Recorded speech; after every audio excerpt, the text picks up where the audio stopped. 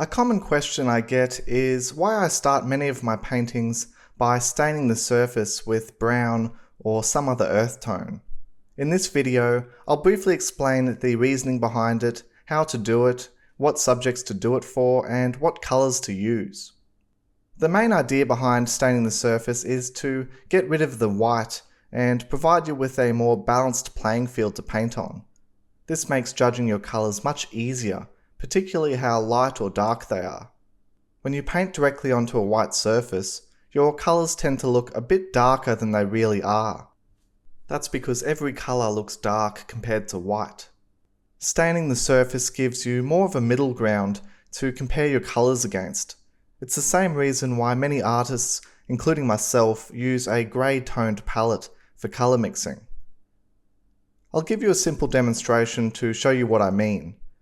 I have a fresh gesso board here and I'm staining half with raw umber. I'll leave the other half as the bare white surface. I'll place a dab of cadmium red on both sides. I'll do the same with ultramarine blue, cadmium yellow, brilliant yellow, and video green.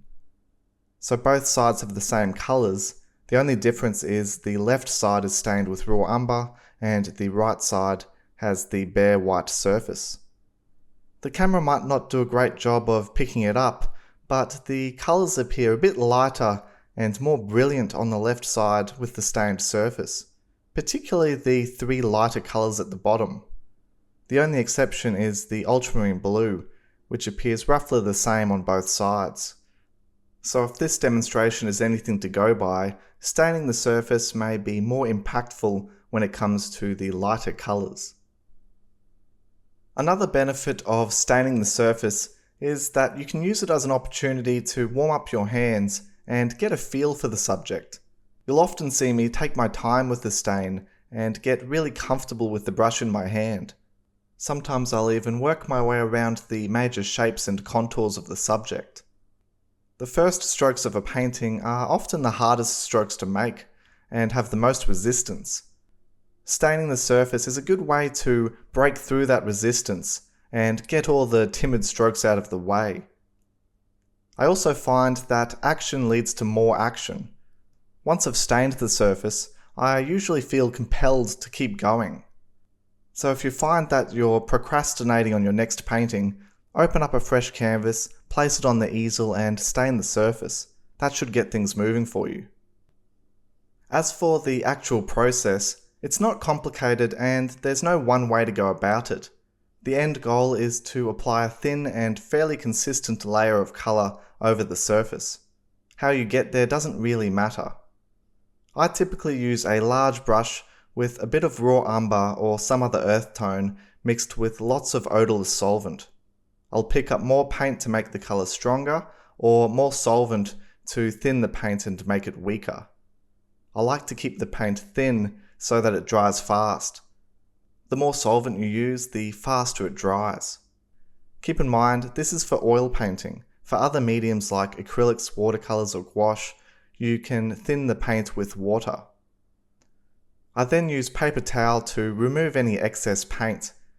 I might also map out the lighter shapes by lifting paint from the surface. This helps establish a foundation for the painting and gives me a bit of a feel for the composition. Another approach you can use is to apply a dab of paint directly to the surface and then wipe it around with paper towel and solvent. This is certainly a faster and more efficient approach, but it doesn't give you a chance to feel the brush in your hands, so I usually prefer the slower approach. From here, I let the surface dry for about half an hour to an hour, and then I can get to work. The surface needs to be fairly dry, otherwise it will mix with the other colours you apply over the top. You could leave the stained surface wet and take advantage of the colours mixing, but that's a bit more advanced and I'll leave that for another video. As for the colour, I usually stick to earth tones such as raw umber, burnt sienna, transparent oxide brown, or yellow ochre. These provide a good and balanced foundation to paint on. They're not too light or dark or saturated. They're also particularly effective for landscape painting, as they play into the idea of dirt, rocks, dry leaves, bark, and so on. I also use other colours depending on the subject. If blue is a dominant colour, I might start with an ultramarine blue stain. If it's a particularly dark subject, I might go for a darker stain with a bit of ultramarine blue plus raw umber. If it's a gloomy and overcast subject, I might use more of a grey stain. You could also use the stain as a point of contrast. For example, for a green subject, you could use a dull red stain to make the greens really pop. I've also seen some artists use vivid colours for the stain, such as cadmium red. I don't recommend this if you're a beginner, as it can make it hard to judge your colours, but experienced artists can get away with it. Dan Schultz is a good example. He starts many of his landscapes by staining the surface with a saturated red. It seems to be quite an effective strategy for him. I'll leave a link to his website below the video so you can see some of his work. I don't always stain the surface. Sometimes I prefer to jump straight into it and paint directly onto the white surface. I also find there's nothing quite like the feeling of making those first few strokes on a fresh canvas or gesso board. My strokes just don't feel as responsive on a stained surface. Sometimes I paint directly onto a white surface if it's a high key subject and all the colours are close to white in value.